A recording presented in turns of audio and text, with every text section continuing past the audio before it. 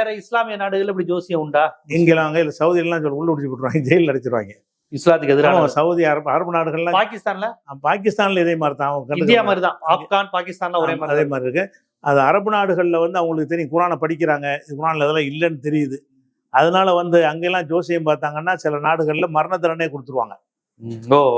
ரஷ்யாவிலையும் கடுமையான தண்டனை இருக்கிற மாதிரி, கம்யூனிஸ்ட் நாட்டில் இருக்கிற மாதிரி இஸ்லாமிய நாடுகளில் கடும் தண்டனை இருக்குது. இப்ப ஜோதிடர்கள் சொல்ற விஷயம் இந்த நாள் நட்சத்திரம், அந்த சூரிய நகர்வு, அந்த கிரகங்களை வைத்து ஒருத்தனுடைய பிறப்பு கிரகங்கள் இதையெல்லாம் வைத்துதான் நாங்க எல்லாத்தையும் கணிக்கிறோங்கிறாங்க.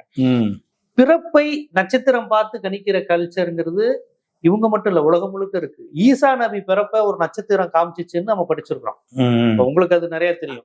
ஈசா நபி இஸ்லாத்துல அப்படி இல்ல இல்லையா? ஈசா நபியினுடைய பிறக்க போறாருங்கிறத ஒரு நட்சத்திரம் கூட்டி வந்தது, நட்சத்திரம் அதை காண்பித்ததுக்கு மேரிக்குங்கிற மாதிரி ஒரு விஷயத்த சொல்றாங்களே.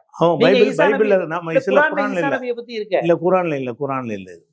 குரான்ல நட்சத்திரத்தை பார்த்து ஈசா அப்படின்லாம் இல்ல. அப்ப அது பழைய ஏற்பாடுல மட்டும் இருக்கா? இருக்கான்னு தெரியல. கிறிஸ்தவர்கள் நம்புறாங்க பழைய ஏற்பாடுல அவர் பிறப்பதை ஒரு நட்சத்திரம் வழிகாட்டியதுன்னு சொல்றாங்களே. அப்படி இல்ல குரான்ல. அவர் பிறக்க போறா, அது உண்மை இல்லையா? அப்படி இல்ல உண்மை இல்ல. எங்க நம்பிக்கைப்படி கிடையாது. கிறிஸ்டின் நம்புறாங்களா? அப்படி கிறிஸ்டின் நம்புறாங்க, சில பேர் நம்புறாங்க. நான் பேசும்போது ஏதோ நட்சத்திரம் அவரு பிறக்க போறாரு அப்படின்ற மாதிரி. அப்படி கிடையாது. இஸ்லாத்துல கிடையாது. இஸ்லாத்துல கிடையாது. எந்த நபி பிறக்கும் போதும் நட்சத்திரம் வழிகாட்டல.